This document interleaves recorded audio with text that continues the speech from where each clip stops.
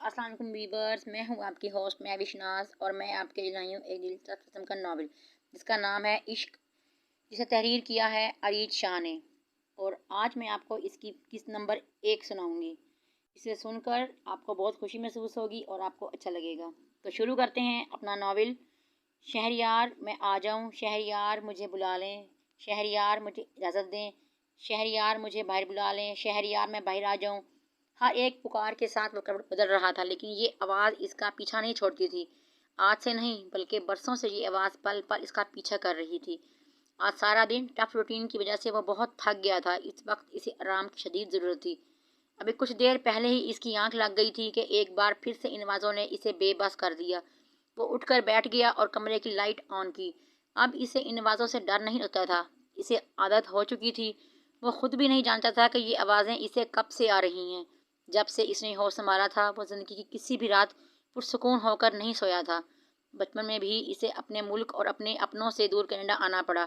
शायद वो 8 साल का था जब यहाँ आया और तब से बस यही था, बिल्कुल तन्हा। इस वक्त रात के 2 बज रहे थे। इसने ज़िंदगी में अब सी कोई रात नहीं काटी थी जब से इसने ये आवाज़ ना सुनी हो। इसे अजीब सी नफरत थी इस खूबसूरत आवाज़ से जिसने इसकी ज़िंदगी के हर पल का सुकून चैन कर रखा था। वो उठकर वॉशरूम में आया। इसने मुंह धोने के लिए नल खोला ही था कि आवाज़ें एक बार फिर से आने लगीं। इसने जल्दी से मुंह हाथ धोया और अपना जैकेट उठाकर बाहर निकल आया। हर रोज़ की तरह आज भी इसका इरादा क्लब जाने का था। शायद शोर शराबे में कहीं ये आवाज़ दब जाए। वो अक्सर रातें इससे पीछा छुड़ाने के लिए क्लब जाया करता था, लेकिन फिर भी आवाज़ें इसका पीछा नहीं छोड़ती थीं। हाँ, लेकिन कम ज़रूर हो जाती थी। आज भी ऐसा ही हुआ था। लोगों के शोर शराबे में इसे वो आवाज़ बहुत दूर से सुनाई देती थी। इस वक्त वो पुरसकून था। बचपन में ये आवाज़ किसी बच्ची की हुआ करती थी, लेकिन आहिस्ता आहिस्ता किसी कामसिन लड़की से वो आवाज़ आज एक नस्वानी आवाज़ बन गई थी।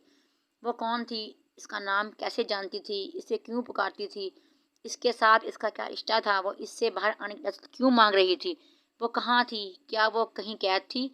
शहरयार कुछ नहीं जानता था। इसे पता था तो बस इतना कि इसकी माँ ने इस बारे में इससे कोई भी सवाल पूछने से मना किया है। इसे अपनी कसम दी है कि वो कभी भी इस बारे में किसी से नहीं पूछेगा और ना ही कभी किसी को कुछ बताएगा। शहरयार ने इस बारे में कभी किसी को कुछ नहीं बताया था। वो कोई डरपोक इंसान ना था और ना ही इसे आवाज़ों से खौफ आता था, मगर तजस्सुस ज़रूर था इसके बारे में जानने का। लेकिन इसकी माँ ने इसे ये बताया था, ये आवाज़ मोहब्बत किए जाने के काबिल नहीं है।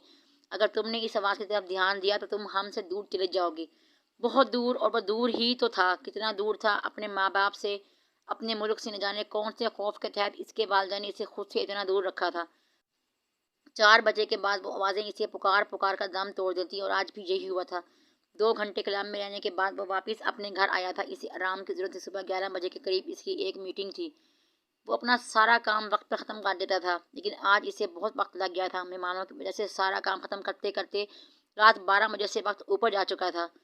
सारे बर्तन साफ करके इसने किचन का दरवाज़ा बंद किया और सैलून क्वार्टर की तरफ जाने लगा।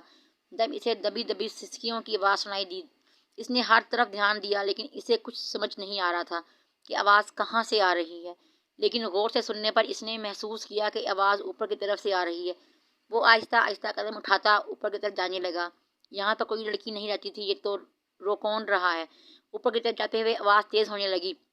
आवाज़ किसी लड़की की लग रही थी जो बहुत बुरी तरह से रो रही थी, जैसे कि बहुत खौफजदा हो। इसने अपनी रफ्तार तेज़ कर ली। तेज़ तेज़ चलते अचानक वो एक कमरे के सामने आकर जूता लूँ और बेड़ियों से झकड़ा गया था। वो 1.5 महीने से इस घर में मुलाजिम के तौर पर काम कर रहा था। इस कमरे को इसने कहीं बार देखा था। एक बार इसने पुराने मुलाजिम से वजह पूछी तो वो कहने लगा कि अपने काम से मतलब रखो, हर चीज़ में टांग ना अड़ाओ। इस वजह को देखकर ही आसेब ज़दा लगने लगा। वो फ़ौरन ही पलट आया। इसके अंदर अजीब सा खौफ पैदा हो चुका था। इसे यकीन था कि इस कमरे में कुछ तो गड़बड़ है।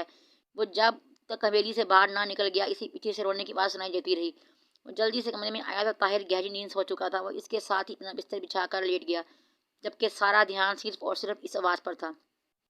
सुनो ताहिर यार, रात को एक बहुत अजीब वाक़या हुआ। और दरअसल मैं इस तालों वाले कमरे के बाहर से निकल रहा था कि वहाँ से मुझे किसी लड़की के रोने की आवाज़ आई। यार मैं तो इतना खौफज़दा हो गया था कि इंतहा नहीं। अभी भी सोचता हूँ तो हाथ कांपने लगते हैं। आकिब ने ताहिर को बताया। अच्छा, तो तेरा मतलब है इस कमरे में चुड़ैल है? ताहिर का अंदाज़ा साफ मजाक उड़ाने वाला था, जबकि इसका अंदाज़ा देखकर आकिब को गुस्सा आ गया। वो इसे इतनी ख़ास बात बता रहा था और ये था कि इसका मजाक उड़ाने में मसरूफ़ था। हाँ, मुझे यही लगा कि इस कमरे में कोई चुड़ैल है, और अगर ऐसा नहीं होता ना तो बड़े साहब इस कमरे को इतने ताले क्यों लगा रखे थे। अरे इस तरह तो किसी जेल के कैदी को बेड़ियाँ नहीं डालते, जिस तरह इस खड़े दरवाजे को डाली रखी थी, जैसे दरवाज़ा कहीं भागने वाला हो। मैं बोल रहा हूँ इस कमरे में कुछ तो है। ताहिर और आकिब को यहाँ नौकरी करते हुए अभी मुश्किल से 1 डेढ़ महीना ही हुआ था। आकिब ने 1 2 बार पहले भी यहाँ कुछ महसूस किया था, लेकिन नज़रअंदाज कर गया। कल रात इसने वाज़ह इस कमरे में से रोने की आवाज़ सुनी थी, और अब जब अपने दोस्त को ये बात बताने लगा तो इसने इसका मजाक बना दिया। मर्द बन मर्द, क्या डरपोक लड़कियों की तरह बातें कर रहा है। ऐसा कुछ नहीं होता और ना ही ऐसा कुछ होगा। चल जल्दी से खाना बना, अपनी अभी बड़ी बेबी आती होंगी। ताहिर ने इसे काम की तरफ लगाया, जबकि आकिब का सारा ध्यान इस वक्त भी सिर्फ और सिर्फ इस कमरे की तरफ था। अस्सलाम वालेकुम बाबा जान, कैसे हैं आप? आज 3 दिन के बाद इसने बाबा जान को फ़ोन किया था। आपके बाबा बिल्कुल ठीक है मेरे शेर, तुम सुनाओ क्या चल रहा है आजकल? बिजनेस से अलावा भी अकबर तुम्हारी बहुत तारीफें करता है। क्या कह रहा था कि तुम्हें कुछ भी सिखाने की जरूरत ही नहीं पड़ी। इतने कम वक्त में तुमने बिजनेस को अच्छे तरीके से संभाला है कि मेरा दिल चाहता है कि सब कुछ तुम्हारे हवाले करके अपने आराम करूं। बाबा जान ने खुश होते हुए इसकी तारीफ की तो वो बेख्तियार मुस्कुराया। हाँ बिल्कुल, क्यों नहीं। लेकिन इससे पहले अगर आप एक बार मुझे पाकिस्तान नहीं शहरियार, तुम पाकिस्तान नहीं आओगे। मेरा मतलब है अब तुम बिजनेस भी जिम्मेदारियाँ डाल दी हैं बेटा। अब तुम्हें वहाँ रहकर सब कुछ संभालना होगा। अब तुम बहुत बिजी रहने लगे हो और मैं नहीं चाहता कि तुम बिजनेस में लापरवाही से काम लो। अब बजाय टूटी फूटी वजह बताई। पिछले 22 सालों से वो इनकी वजह ही तो सुनता आ रहा था। कभी पढ़ाई तो कभी पाकिस्तान का मौसम, कभी गर्मी का नाम तो कभी सर्दी। हर बार ही इसके इलालदैन इसे किसी न डाल देते थे। अब तो वो इतना आदी हो चुका था कि इन लोगों के बहानों का वो कम ही इसके बारे में बात करता। ठीक है बाबा, मैं नहीं आ रहा। इसके मूड ऑफ होने के बारे में बाबा जान चुके थे, लेकिन वो क्या करते, वो मजबूर थे। रोती लाद को खुद से दूर जाना नहीं देख सकते थे। वो दुनिया में सब कुछ खोने को तैयार थे सिवाय अपनी लाद के। शहरयार के लिए ही तो इन्होंने ये सब कुछ किया था। बेख्तियार इनकी नजर बंद दरवाजे पर पड़ी, बेड़ियों से जकड़ा, तालों से भरा हुआ दरवाज़ा।